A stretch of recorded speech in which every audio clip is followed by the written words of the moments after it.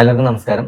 അപ്പൊ നമ്മൾ ഈ വീഡിയോ മെയിനായിട്ട് ചെയ്യുന്നത് നമ്മുടെ ബഹുമാനപ്പെട്ട സതീശൻ സാർക്കും പിന്നെ ട്രാൻസ്പോർട്ട് മിനിസ്റ്റർക്കും വേണ്ടിയിട്ടാണ്. കാരണം എൻ്റെ ഒരു മനസ്സിൽ തോന്നിയ ഒരു ഐഡിയ ഇത്രേ ഉള്ളൂ. നമ്മളിപ്പോൾ ലേഡീസിന് ഫ്രീ ആയിട്ട് നമ്മളിപ്പോൾ ബസ് ഓർഡിനറി ബസ് ഇടാൻ പോകുന്നു അല്ലെങ്കിൽ ഫ്രീ ആക്കുന്നു ലിമിറ്റും കാര്യങ്ങളൊക്കെ വെച്ചിട്ട് നമ്മൾ ചെയ്യുന്ന ബസ്സുകളിലെല്ലാം നമുക്ക് നോർമലി നമ്മളിപ്പോൾ പരസ്യങ്ങളൊക്കെ ചെയ്യുന്നത് സ്റ്റിക്കർ പരസ്യങ്ങളൊക്കെ ചെയ്യുന്നത് അതൊക്കെ കുറച്ച് ലിമിറ്റേഷൻ ആണ്.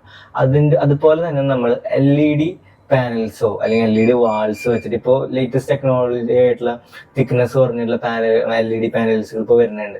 അതുപോലെ യൂസ് ചെയ്തിട്ട് നമ്മൾ പരസ്യങ്ങൾ ബസ്സിൽ കൊടുത്തു കഴിഞ്ഞാൽ എനിക്ക് തോന്നുന്നു അതിന്റെ ഒരു റവന്യൂ കൊണ്ട് തന്നെ നമുക്ക് ഈ പറഞ്ഞ ലേഡീസിന് ഫ്രീ ആയി കൊടുക്കുമ്പോൾ നമുക്കൊരു ഇത്രയും ഇൻകം നമുക്ക് കുറയുമല്ലോ.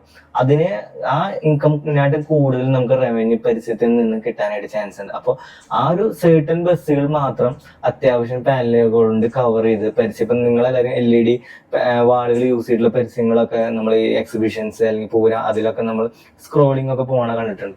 അതേപോലെ തന്നെ അത് അത്യാവശ്യം എക്സ്പെൻസീവ് ആണ് നമുക്ക് പരസ്യം ചെയ്യാൻ. അപ്പോൾ തന്നെ ഗവൺമെന്റ് ലെവലിൽ നമുക്ക് അത്യാവശ്യം മിനിമം ആയിട്ട് ഒരു എമൗണ്ട് എടുത്താൽ തന്നെ നമുക്കൊരു ഡെയിലി ആഡ് വെച്ച് നോക്കുമ്പോൾ നമുക്ക് ഡെയിലി ഒരു ബസ് റൺ ചെയ്യാനേക്കാളും കൂടുതൽ ഏണിങ്സ് കിട്ടാനായിട്ട് ചാൻസസ് ഉണ്ട്.